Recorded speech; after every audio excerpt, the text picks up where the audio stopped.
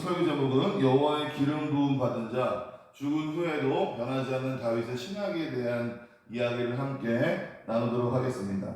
이 아말렉 소년이 사울을 죽였다고 거짓을 보고를 하게 됩니다. 그럴 때에 그걸 통해서 왕권을 바치게 되는 그런 모습을 보여주게 되지만, 이 다윗은 사울의 죽음을 슬퍼하고 그것을 이야기했던 이 아말렉 소년을 처형하는 것들을 보게 됩니다. 왜냐하면 사울이 죽은 후에도 여호와의 기름 부음 받은 자를 죽였다라고 하는 것들에 대한 이것은 잘못됐다라고 하는 다윗의 신학은 절대 바뀌지 않기 때문입니다. 그래서 오늘은 지난 시간에 했던 것들, 우리가 오늘은 이제 사무엘하부터 시작하게 되지만 사무엘상의 마지막 했던 내용들을 살펴보면 사울이 길보아 산에서 자기 칼에 엎드려 자살하고 있는 것들을 보게 됩니다. 이것은 결국 이 사무엘이 나타나서 그에게 했던 예언, 너와 너의 아들이 내일 나와 함께 하겠다라고 하는 것들이 실현되는 것이고, 또한 요나단은 이 다윗에게 너가 첫 번째고 내가 그 다음이라고 하는 것들은 실제로 실현되지 않는 그런 일들이 벌어지게 되었습니다. 이 모든 일들 통해서 사울의 시신을 길르앗 야베스 사람들이 수습하는 것들을 보게 되고, 이거 결정으로 보면 한나의 기도가 실현되게 되고, 다윗의 이야기는 이제 사무엘 하를 통해서 주인공으로서 우리가 함께 말씀을 나누게 됩니다. 오늘 말씀은 간단합니다. 한 사람이 와가지고 사울이 죽었다고 다윗에게 보고를 하고, 그 사람이 아말렉 소년인데 그 사람이 자기가 대신 사울을 죽였다고 얘기를 합니다. 그래서 왕관과 팔찌를 가져옴을 통해서 그 왕권을 지금 다윗에게 주고 자기는 큰 상을 받으려고 했지만, 지금 다윗은 그 모습을 보고 애도하고 슬퍼하고 그 다음에 그 소년을 책망한 이후에 처형한 모습, 이 내용이 오늘 간단한 내용입니다. 16절이기 때문에 내용이 많은 것 같지만 사실은 그 핵심적인 내용만 살펴보게 된다면 그렇게 내용은 많지 않습니다. 그러면 우리가 1절부터 좀 살펴보기 원합니다. 사울이 죽은 후에 다윗이 아말렉 사람을 쳐 죽이고 돌아와 다윗이 시글락에서 이틀을 머물더니 라고 되어 있습니다. 이 다윗이 아말렉 사람을 쳤다. 왜 그러죠? 지금 이 블레셋 쪽에다가 가서 전쟁에 참여하려고 하다가 그 사람들이 하나님께서 막음을 통해서 다시 시글락으로 돌아왔는데, 그 본진이 지금 아말렉 사람에 의해서 다 처자들이 다 빼앗겼습니다. 그 도난을 당한 모습 안에서 그들을 다시 찾아오는 30장 그런 일들이 있게 되었고, 지금 31장에서는 사울이 죽는 내용, 그러니까 30장과 31장의 내용이 동시에 지금 일어나고 있었는데, 지금 다시 돌아오는 것들, 처자들을 그리고 전리품들을 가지고 돌아오는 것과 사울이 죽은 이후에 보고를 받는 것이 동시에 일어나고 있는 것들을 보게 됩니다. 아말렉은 어떤 사람일까요? 방금 막 지금 그들을 쳤던 사람들이, 당했던 사람들이 바로 아말렉이고, 15장에서 사울이 하나님의 말씀을 따르지 않고 진멸하지 않았기 때문에 지금까지 계속 이런 문제가 나타나고 있는 것들을 보게 됩니다. 그런데 2절에 보면 사흘째 되는 날에 한 사람이 사울의 진영에서 나왔는데 그의 옷은 찢어졌고 머리에는 흙이 있더라. 그가 다윗에게 나와 땅에 엎드려 절하매. 옷은 찢어졌고 머리는 흙이 있더라. 이건 뭐죠? 지금 애도의 표시를 하고 있는 거예요. 그렇잖아요. 지금 막 헐레벌떡 자기가 전쟁에 나갔다가 싸워서 피난 온 것이 아니라 지금 사울을 애도하기 위해서 지금 이 모습을 가지고 있다라고 하는 것입니다. 근데 우리가 이따까지 보지만 11장에서도 다윗이 똑같은 행동을 하고 있는 것들을 보게 됩니다. 그러면 똑같은 행동이기 때문에 똑같은 마음일까요? 그건 아니라고요. 다윗은 진정으로 사울을 애도하는 마음이었지만 이 아말렉 소년은 그런 마음이 아니었다고. 그걸 어떻게 할 수 있습니까? 라고 얘기할 때에 이 왕관과 팔찌를 가져왔다라고 하는 것들, 그리고 그가 했던 이야기들 안에서 거짓일 것 같은 그런 내용들이 나오게 됩니다. 근데 사실 다윗의 입장에서는 이것이 사실인지 거짓인지 알 수 있는 방법이 없어요. 우리는 전지적 작가 시점으로 하나님의 말씀을 지금 보고 있는 상태이기 때문에 이 두 얘기가 다르다라고 하는 거죠. 지금 이 아말렉 소년이 거짓말한다라고 하는 걸 알고 있지만 다윗의 관점에서 봤을 때는 어떤 일이 일어난지 모르기 때문에 전혀 지금 이 소년의 얘기하는 것이 진짜인지 거짓인지 전혀 알 수 없다라고 하는 것입니다. 그럴 때에 이 4절에 보면 다윗이 그에게 이르되 일이 어떻게 되었느냐 너는 내게 말하라. 그가 대답하되 군사가 전쟁 중에 도망하기도 하였고 무리 가운데 엎드려져 죽은 자도 많았고 사울과 그의 아들 요나단도 죽었나이다 하는지라 라고 되어 있습니다. 핵심이 뭘까요? 결국 왕이 죽었습니다. 왕 세자가 죽었습니다 라고 하는 것들을 이야기하게 됩니다. 왕은 다윗에게 어떤 사람이죠? 자기를 죽이려고 하는 추격자예요. 그럼 왕세자인 요나단은 어떤 사람입니까? 자기하고 가장 친한 사람이죠. 그러니까 정치적으로 봤을 때에는 다윗이 자기를 죽이려고 하는 사람, 자기 앞에 왕위로 있기 때문에 자기의 앞길을 막은 사람이 열리는 상태이기 때문에 좋은 거죠. 하지만 개인적으로 어떻게 되는 거죠? 가장 친한 친구가 죽었다고. 두 가지의 상황들이 지금 그 앞에 놓여져 있는 것들을 보게 됩니다. 그럴 때에 5절에 보면 다윗이 자기에게 알리는 청년에게 묻되 사울과 그의 아들 요나단이 죽은 줄을 너가 어떻게 아느냐 라고 지금 묻고 있는 것들을 보게 됩니다. 6절에 그에게 알리는 청년이 이르되 내가 우연히 길보아 산에 올라가 보니 사울이 자기 장에 기대고 병거와 기병은 그를 급히 따르는데 이 말이 지금 진짜라고 느껴지십니까? 아니죠. 왜 그럴까요? 지금 전쟁이 일어나고 있는 거예요. 이 아말렉 소년은 전쟁에 참여하지 않은 사람입니다. 근데 지금 이 상황을 볼 때 어떻게 되는 거죠? 유추해 보면 지금 사울이 싸우고 있다가 지금 어떻게 되는 거죠? 도망치고 있는 상황 안에서 지금 어떻게 해서든지 타격을 입었다고 하는 거예요. 근데 여전히 블레 사람들은 지금 사울을 쫓아다니고 있어요. 그런데 그 상황에서 전쟁에 참여하지 않은 이 소년이 가가지고 부상당한 사울을 죽이고 그 팔찌와 왕관을 가지고 온다? 그럴 사람은 없잖아요. 내가 이 전쟁 중에 이제 사람들에 있는 전리품들을 내가 몰래 가지고 갈 수는 있지만 그것은 전쟁이 어느 정도 끝난 상태에서 전투가 끝난 상태에서 그런 것들을 하는 것이지 지금 전투가 한창 일어나고 있는데 거기서 지금 이런 행동을 한다라고 하는 것은 기본적인 전쟁에 대한 상식을 갖고 있으면 뭔가 거짓일 것 같은 그런 뉘앙스가 풍겨 나오고 있는 것들을 보게 됩니다. 그럴 때에 7절에 뭐라고 되어 있냐면 사울이 뒤로 돌아 나를 보고 부르시기로 내가 대답하니 내가 여기 있나이다 한즉 내게 이르되 너는 누구냐 하시기로 내가 그에게 대답하되 나는 아말렉 사람이나이다 한즉 그러면 이 말씀 지금 8절도 마찬가지라고요. 지금 만약에 예를 들어서 사울이 지금 다쳤습니다. 그런데 자기가 지금 죽기가 애매해요. 그럼 어떻게 되는 거죠? 그러면 다른 사람에게 도움을 청하는데 아말렉 사람에게 도움을 청한다고요? 아말렉 사람은 이방인인데 사울이 그럴 리가 없다라고 하는 것을 아마 다윗이 알았을 거라고요. 만약 어떻게 해서든지 간에 자기가 사울이 죽든지 어떤 방법을 쓸 것이지 이방인들에게 자기의 목숨을 바쳐가지고 죽었을 리는 없다라고 하는 거예요. 이 얘기를 들어보면 찬찬히 들어보면 거짓이 같은 이야기들이 계속 지금 이어지고 있는 것들을 보게 됩니다.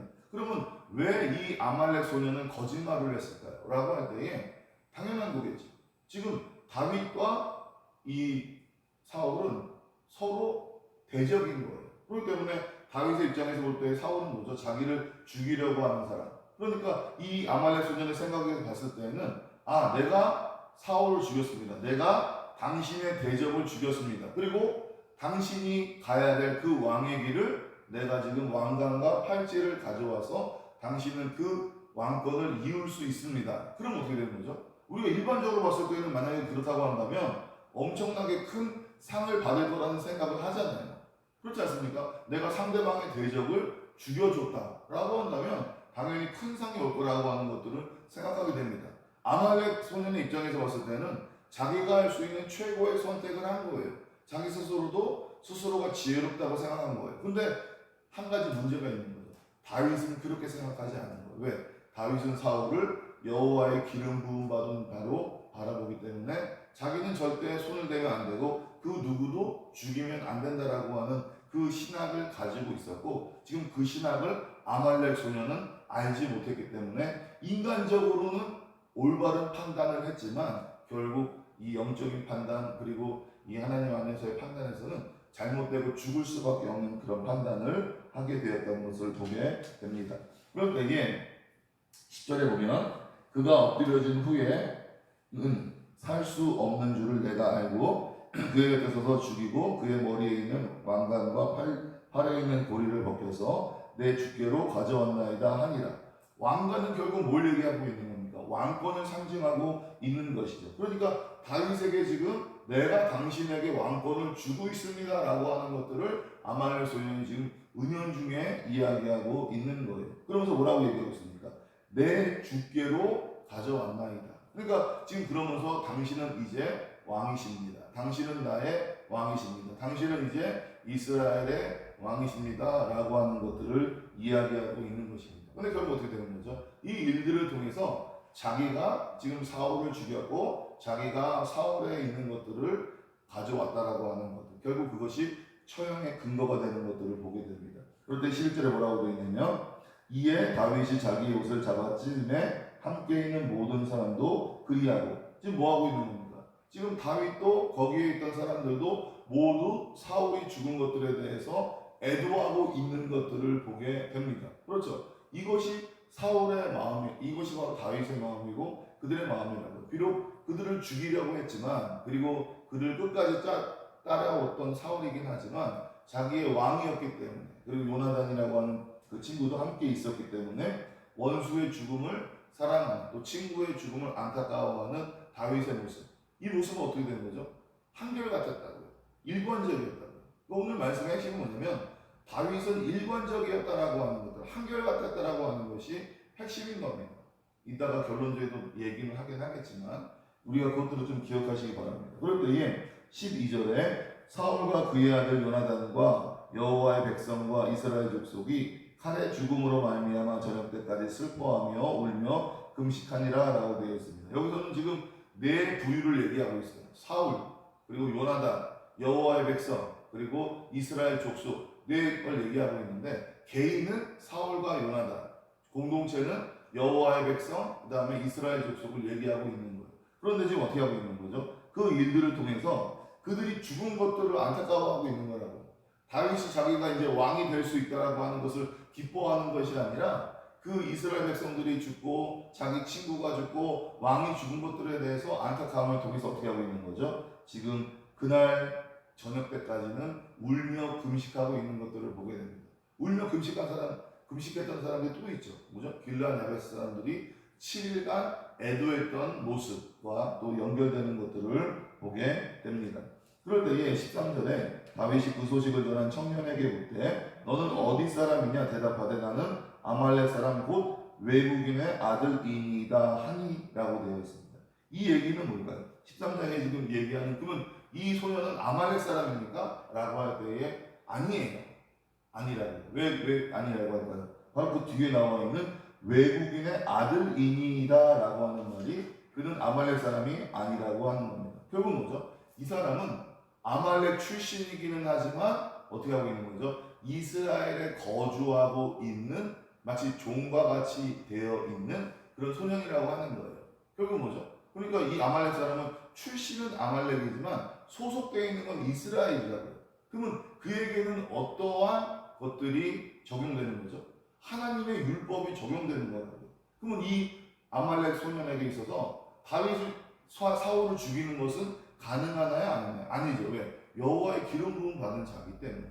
그러니까 지금 사울에게 얘기할 때는, 내가 아말렉 사람이라고 얘기할 때는 사울이 듣고 이방인이라고 얘기했죠. 하지만 다윗에게 뭐라고 얘기하나요? 나는 아말렉 출신이긴 하지만 나는 이스라엘에 속해 있는 사람입니다 라고 얘기하고 있는 거예요. 그러면 모든 기준이 율법에 기준되어 있어야 되는 것이기 때문에 지금 그가 했던 행동은 죽어 마땅한 행동이라고 볼 수밖에 없게 되는 겁니다. 그렇잖아요. 왜 그런 얘기가 되는 거죠? 지금 사울의 무기 든 자도 못 죽였잖아요. 그가 하는 일이 뭡니까? 결국 무기를 들고 있지만 만에 하나 마지막 때에 그 주인을 죽여야 되는 것이 그의 일임에도 불구하고 그는 사울을 죽이지 않았어요. 왜? 기름 부음 받은 자를 죽이는 것들에 대한 그 두려움, 하나님의 말씀을 어기는 것들에 대한 두려움을 알고 있기 때문에. 근데 그것을 모르는 사람이 있었어요. 누구죠? 바로 이 아말렉 소년이라고.